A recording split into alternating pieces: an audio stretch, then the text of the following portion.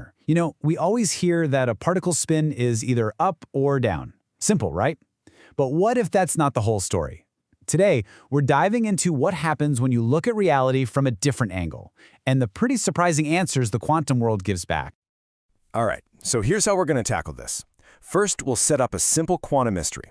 Then we're going to follow the clues from actual experiments, bring in a powerful new concept to dig a little deeper, and then we'll finish with a twist that, well, it reveals something really fundamental about how quantum mechanics works. First things first. Let's get past this simple idea of just up and down so we can really frame the puzzle we're trying to solve today. So you've probably heard this a million times. A quantum particle spin is either up or down. It's a binary, either-or choice. But that's only if you measure it along one specific axis, let's say the vertical one. What if you decide to measure it horizontally? What does it even mean for a particle to be spin right or spin left? Here's the first rule of the game we need to get straight. No matter how a particle is spinning, up, down, sideways, or anything in between, we can always describe its state as a mix of just two basic ingredients, the up state and the down state. Think of them as our primary colors. Everything else is just a mix. This is our crucial starting point. Okay, so how do we actually figure out this spin-right state? Well, it's time to put on our detective hats and follow our very first clue. This is the big challenge right here. We need to translate this idea of spin right into the only language we have, the language of up and down. So the question is, how much up and how much down do we have to mix together to cook up a state that is perfectly spin right? And lucky for us, we're not just guessing in the dark here. People have done the experiments, and they give us a critical piece of evidence to work with.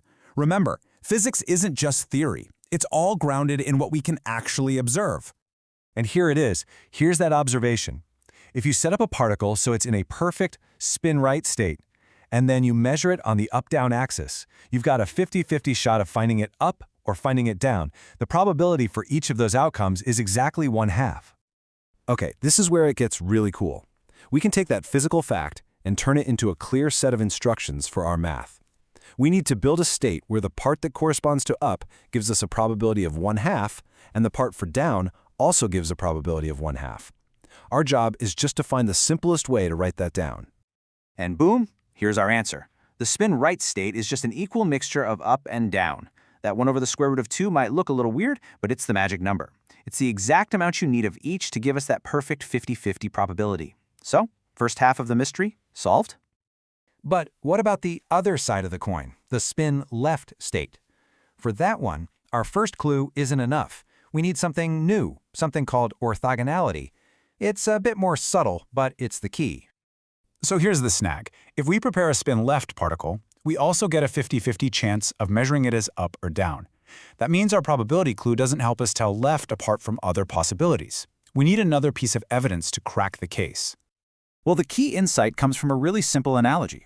We all know that up and down are mutually exclusive, right? If a particle is spin up, there's zero chance it's down. So it just makes sense that the same logic should apply to right and left. They should also be completely separate, mutually exclusive states. And, in the language of quantum mechanics, this whole idea of being mutually exclusive has a fancy name, orthogonality. It's just the mathematical way of saying that two states have absolutely zero overlap. They're completely distinct. So this is the big takeaway. This is our new rule for the investigation. Whatever we come up with for the left state, it must be mathematically orthogonal to the right state that we already found. This is the second condition that we desperately needed. And just like that, this one rule locks in our answer. The left state is also an equal mix of up and down, but look closely. There's a critical difference, that minus sign. It's that tiny little change that makes the left state mathematically orthogonal to the right state, and it perfectly captures the idea that they're opposites. Okay, case closed, right? We're done. Well, not quite. This is quantum mechanics after all. There's always one last twist.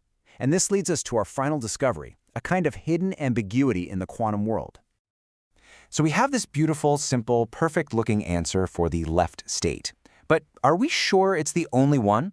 What if there are other mathematical formulas out there that also follow all of our rules, the 50-50 probability and the orthogonality? To get our heads around this, we need one last concept, something called a phase factor. Now, don't let the name scare you. The easiest way to think about it is like a little dial you can turn on a quantum state. Turning the dial changes its math a bit, but, and this is the crucial part, it doesn't change its overall size or length. And here is the mind-bending part. It turns out if you take our solution for the left state and multiply it by any phase factor you want, the new state is still totally valid. It still gives you a 50-50 probability, and it's still perfectly orthogonal to right. And since there are infinite phase factors, well, that means there are technically infinite correct solutions. So, wait, if there are infinite answers, which one is right? How do we deal with this? Well, it turns out we can just ignore it. Because here's the thing, no experiment you could ever dream up, no measurement you could ever make is affected by this overall phase factor. It's a purely mathematical feature with zero observable consequences. And that's really the bottom line here. It means that while the deep math has this bizarre, infinite ambiguity baked into it, we can confidently and safely ignore it. For all the things we actually care about, our simple solution with the minus sign is the one we use because it's the simplest one that works. The extra complexity is totally invisible to us. The mystery is solved. All right, so let's do a quick rewind of our quantum detective story here. We started with the basic building blocks, up and down. We used the physical clue of probability to figure out the right state. Then we used the logical clue of orthogonality to pin down the left state. And in doing all that, we accidentally stumbled upon this deep and kinda strange feature of quantum theory, a hidden ambiguity that has no effect on the reality we can see and measure. And that leaves us with this really fascinating, kind of spooky final thought. This whole journey revealed a feature of the quantum world, this phase thing, that is completely real in the mathematics, but totally invisible to our experiments. It really makes you wonder, what else about the fundamental nature of reality might be hidden from us, right there in plain sight? Ever stop to think that maybe, just maybe, some parts of our reality are literally imaginary? Well, today we're jumping into a fantastic quantum puzzle that suggests exactly that. It's all about the secret lives of particles, and believe it or not, a type of number we're all taught doesn't really exist. So, this is the big question we're going to tackle together. I mean, it sounds kind of crazy, right? How can a mathematical idea, something called an imaginary number, be totally essential for describing the real world all around us? Let's figure it out. Okay, let's dive right in. To solve this, we've got to establish our first rule. We're going to start with a fundamental property of quantum particles called spin. Now, you don't need to be a physicist. Just think of it as a tiny, built-in arrow that can point in a specific direction, like up or down. Okay, so this slide really nails our first rule. The up state and the down state are perfect opposites.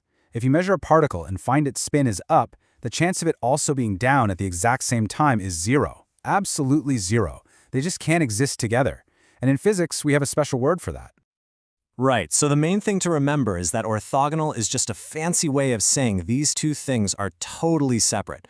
If a particle's spin is up, it can't be down. Pretty straightforward, right? This is our foundation, rule 1, locked in. All right, now let's build on that, because this is where things start to get, well, really weird. See, things get interesting when we decide to measure spin on a different axis. Not up and down, but say left and right. And this is going to give us our second big clue. And boom, here's the twist. Imagine you know for a fact that a particle spin is right. But then you force it to answer the question, are you up or down? What happens? All that certainty just evaporates. The outcome becomes a total roll of the dice. And when we say random in the quantum world, we mean really random. It's a perfect 50-50 split. A 50% chance you'll find it up and a 50% chance you'll find it down. And get this, it's not because our tools are bad. This is a fundamental rule of how the universe works. This is clue number 2. So this brings us to the absolute heart of our mystery. We've got up/down on one axis, we've got right/left on another. But what about that third dimension? We need to define the spin for that third axis, which we can call in and out. And this is where our puzzle really comes together. Now, for these new in and out states to even exist, they have to play by a really strict set of rules. First, just like up and down, they have to be complete opposites, orthogonal. Second, if you measure an in or out particle on the up/down axis, you have to get that perfect 50-50 randomness. And third, same thing goes for the right/left axis. It also has to be 50-50. So here's the challenge. What in the world, what kind of math could possibly make all three of those things true at the same time? They almost sound like they contradict each other. What could possibly work? Okay, you ready for the answer? Because it turns out there is a solution. Just one, and it reveals something completely mind-blowing about the hidden code of our universe. And here it is, the solution.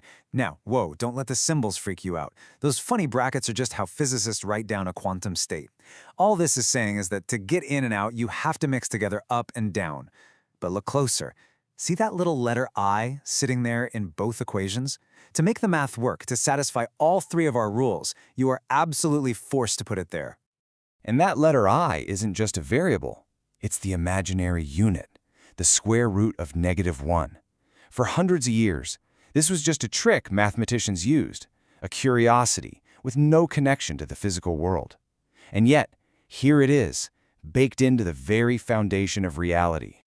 So, this forces us to ask the big question. Is this just some convenient shortcut, a clever math trick to make the calculations easier? Or is the universe actually telling us that these so-called imaginary numbers are a non-negotiable part of reality itself?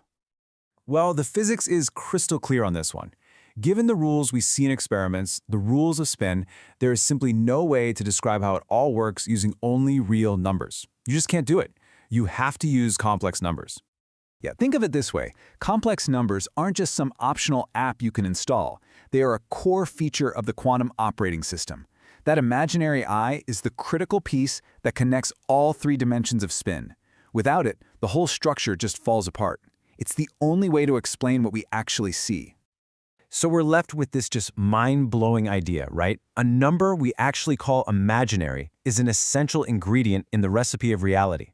And it makes you wonder, what other parts of our universe are hiding out there, just waiting for the right imaginary idea to bring them into the light?